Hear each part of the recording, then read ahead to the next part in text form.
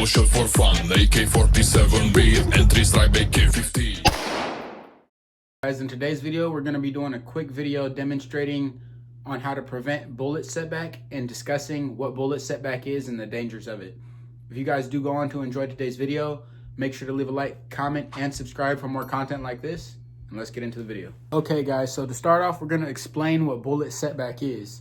So essentially you have two 9mm rounds right here. If you guys look at them, let me get it out of the glare. All right, there you can see it. It's a little glare, but I'll fix it. As you guys can see it, once these focus, you can see one round is significantly deeper in the case than the other, and then one round is sitting taller than the other. Sitting taller than the other one is the same exact round as the one to the right or your left. I'm not sure how this is going to come out, but as you guys can see, one is shorter and one is taller. The one that's taller, this one, is how it's supposed to be when it comes out of the box. These are Federal HSTs hollow points, okay? These are good home defense, self-defense hollow points, regardless whatever caliber you choose them in. But you guys want to make sure this is not happening to your everyday carry round. This is critical. This is very important. If this bullet gets set back too much, it can cause overpressures, causing barrels to explode. I've seen it. I've heard of it. It's not good. It could cause catastrophic malfunctions, okay?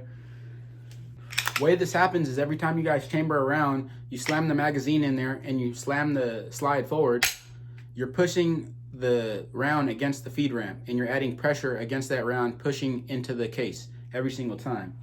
Now, it's not a worry if you're at the gun range shooting the ammo off because it's going into the chamber and it's being shot. It's not being rechambered every time. The real place where this becomes a problem is when you're rechambering your same everyday carry round over and over. So if you guys are going home, getting home from a long day, unchambering your round for whatever reason, and then setting your gun on the nightstand unchambered, that's a bad idea, okay? You never want to do that. If you have to rechamber your round, you want to make sure that you're rechambering it properly if you ever have to unchamber it. I only unchamber my round every so often. Whenever I go to the gun range, I unchamber it. Just make sure you guys are not rechambering them too often, or you rotate through them and have a box of ammo that's just range ammo rotated through, saying, like, put a box of ammo that says chambered rounds ready to shoot at the next range session. That's what a lot of guys do. What you don't ever want to have is this. You don't ever want to look at one of your rounds that are your EDC carry round for your CCW or whatever it's called in your state, and it looks like this compared to one of the other rounds in the magazine. That's a no-go. That's big problems. That's causing overpressure waiting to happen, okay? You never want to see this. So guys, what I'm going to do here is I'm going to demonstrate to you. I got a snap cap here. As you guys can see, it's all beat up from me doing demonstration and training with it. I'm going to demonstrate to you how I rechamber my rounds very specifically in order to prevent bullet setback forever. Using this method, you could rechamber the same round infinite times and you will never have bullet setback. I do this every time. I don't know if this works for all firearms, but this definitely works with Glocks, and that's all I carry. That's what I keep on me as an EDC. So if you have a Glock, you could take this advice. It may be able to work with your specific handgun, but you'll have to try this method to see, okay? But I'm gonna go ahead and show you. Make sure you guys are testing this with the snap cap, or you're doing it, but I'm gonna show you here. So first thing you guys are gonna do is you're gonna wanna take this slide, break this slide down, okay? So make sure it's unloaded, put your finger in it, safe direction. All right, now what you wanna do is break this slide down, guys. Basically what you're doing is you wanna take the gun down. You're gonna insert the bullet into the barrel, but I'm gonna show you exactly how you're doing it. I'm gonna show you exactly how you're supposed to do this, because when you guys do this, you're gonna slide the bullet behind the ejector, okay? Or extractor, whatever it's called. I'm not exactly sure, but you guys know exactly what I'm talking about. This little part right here that pulls the case out. Pretty sure that's the extractor. Okay guys, so once you have your Glock broken down like this and the spring is out, your barrel is loose and flowing free, ready to just fall out. You want to get a hold of your barrel, just slide it forward ever so slightly. See, you can see a space in the slide now? Well, if you guys look right there, you'll also see that the firing pin is sticking out. Can you guys see that? Right there. You guys see that little nipple right there? Yep, you can see it. The firing pin is sticking out. I'm gonna pull it back and you'll see it come back right now. All right, so when you guys do this, you wanna pull back the little notch right here on the firing pin and make sure it's not coming out anymore. Now you can see it's not sticking out. We got a flat breech face right there. Now we're good. What we're gonna do now is we're gonna take our snap cap to show you guys for demonstrations. Obviously this would be your live carry round. I don't know if anyone's ever made a video on this, but this is how I do it, guys. So it's very, very specific to make sure you do it like this.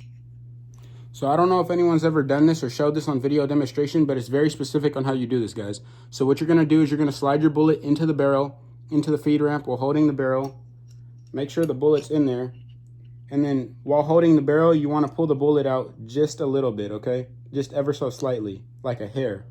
That way you could bring the barrel back, lift it up, and push the bullet behind the extractor. So as you guys can see, the barrel's a little bit out of battery right now. It's like sitting up straight. You can't really see right here. It's like out of frame. But yeah, as you guys can see now, the barrel's out of battery. This is how it should look. It's sitting up straight. As you guys can see, the barrel should sit like it's slightly out of battery, and you'll see the round just sitting like this on top. Once it's like that, it should be pinned up against the breech face, and you could just press it down and it should sit right behind the extractor, and the barrel will sit right into battery.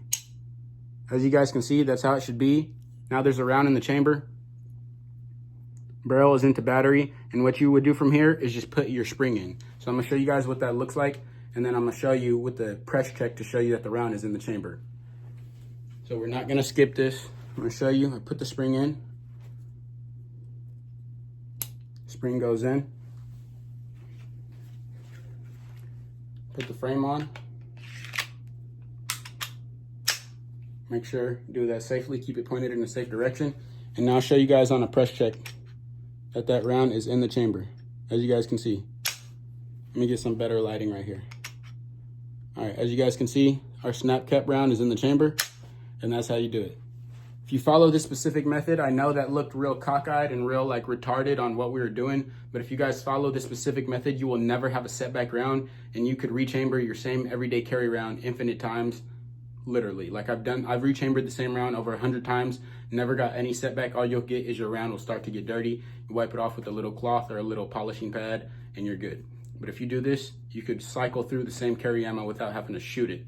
Okay, you could keep your same carry ammo for up to 6 months and just make sure it's fresh, shoot it, and then put some new from an old box. But that's essentially what I got for today.